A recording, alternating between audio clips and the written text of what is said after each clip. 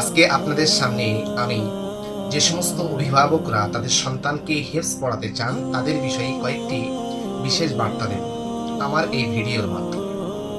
আশা করি এই বার্তাটি আপনার সন্তানের ভবিষ্যৎ নির্ণয়ে অনেক উপকার হবে ইনশাআল্লাহ। 1. আপনি সর্বপ্রথম আপনার সন্তানের মেধাকে নির্ণয় করুন।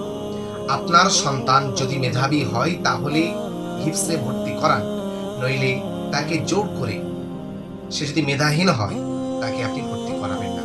এতে আপনার সন্তানের ভবিষ্যৎ ক্ষতি হতে পারে। 2. মেধা ভালো, বাট সে হিফজ পড়তে একেবারেই আগ্রহী না, তার কাছে হিফজ পড়াটা অসহ্য লাগে।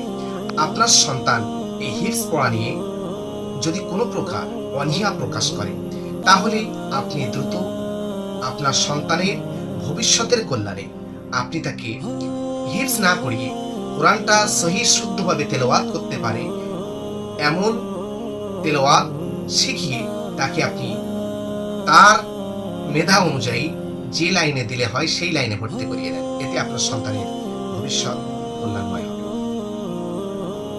মেধা একেবারেই দুর্বল,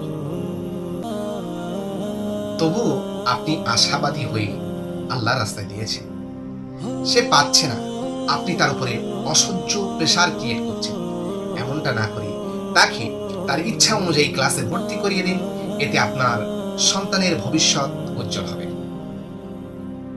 আপনি যখন আপনার সন্তানকে হিফজে ভর্তি করাবেন, আপনার সন্তানের গাইডলাইনটা আপনি আপনার সন্তানের শিক্ষকের কাছ থেকে গ্রহণ করুন। কেননা আপনার শিক্ষকের দেওয়া দিক নির্দেশনা ছাড়া কোনোদিন আপনার সন্তান হাফেজ হতে সম্ভব হবে না। এজন্য সবসময় আপনার সন্তানের শিক্ষকের সুপরামর্শ গ্রহণ করুন। হাফেজ হওয়া প্রত্যেকের জন্য ফরজ কিংবা ওয়াজিব নয়, সুতরাং আপনি তাকে প্রেসার দিয়ে, জোর দিয়ে আপনি হিফজে ভর্তি করিয়ে দিলেন, বাট সে হিফজ পড়তে একেবারেই অনাগ্রহী। তাকে আপনি তার মেধা অনুযায়ী তার যে জায়গায় পড়ালে সে একজন যোগ্য ব্যক্তি হিসেবে গড়ে উঠবে, তাকে তেমন স্থানে ভর্তি করিয়ে দিন। 5. হাফেজ হওয়া ফরজ কিংবা ওয়াজিব নয়। আপনার সন্তান পাচ্ছে না, সে তার দুর্বলতা প্রকাশ করছে বারবার আপনার কাছে, আপনি জোর করে প্রেসার ক্রিয়েট করে তাকে বারবার সেই পাঠে বাধ্য করছেন। এতে আপনার সন্তানের ভবিষ্যৎ নষ্ট হতে পারে।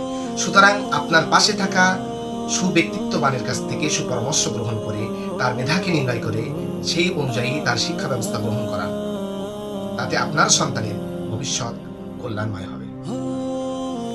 6. ওস্তাদের দোয়া নিন। আপনার সন্তানের শিক্ষকের দোয়া গ্রহণ করুন, কেননা আপনার সন্তানের শিক্ষকের দোয়া ছাড়া কখনোই আপনার সন্তানের উন্নতি হতে পারে না। আপনার সন্তানকে উন্নতির শিখরে পৌঁছে দিতে অবশ্যই আপনার সন্তানের শিক্ষকের কাছ থেকে সুপরামর্শ গ্রহণ করার পাশাপাশি তার কাছ থেকে আপনার সন্তানের জন্য দোয়া গ্রহণ করুন, দোয়া চান। এতে আপনার সন্তানের ভবিষ্যৎ উজ্জ্বল কামি হবে। 7. মনে রাখবেন, আল্লাহর খাস রহমত ছাড়া তার বান্দা কখনোই উন্নতির চরম শিখরে পৌঁছাতে পারে না। সুতরাং আল্লাহর কাছে আপনার সন্তানের জন্য আপনি সর্বদা দোয়া করুন। মনে রাখবেন, আপনার সন্তানকে যদি আপনি হাফেজ করাতে চান, অবশ্যই আপনার রিজিক থেকে হারামকে পরিহার করতে হবে। আপনার হারাম উপার্জন পরিহার করে হালাল উপার্জন গ্রহণ করে আপনার সন্তানের প্রতি ব্যয় করতে হবে। এটা যদি আপনি না করেন, আপনার সন্তান কখনো ভালো একটি জায়গা, ভালো একটি স্থান দখল করে নিতে পারবে না। 8. আপনার সন্তানের বর্তমান অবস্থা বিবেচনা করুন এবং বর্তমান অবস্থা বিবেচনা করে সেই অনুযায়ী সিদ্ধান্ত গ্রহণ করুন। আপনি আপনার সন্তানকে হিফজে 2, 3, 4 কিংবা 5 বছর ব্যয় করালেন, যদি তারপরেও সে হিফজ করতে ব্যর্থ হয়, তাহলে ওই মুহূর্তে তাকে তুলে তাকে সঠিক পরিকল্পনা অনুযায়ী তার শিক্ষা ব্যবস্থা গ্রহণ করা।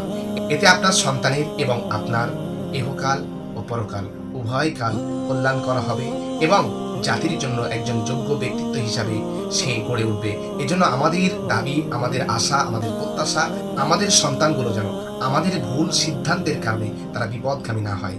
আমিন সুম্মা আমিন। ওয়া আখির দাওয়ানা।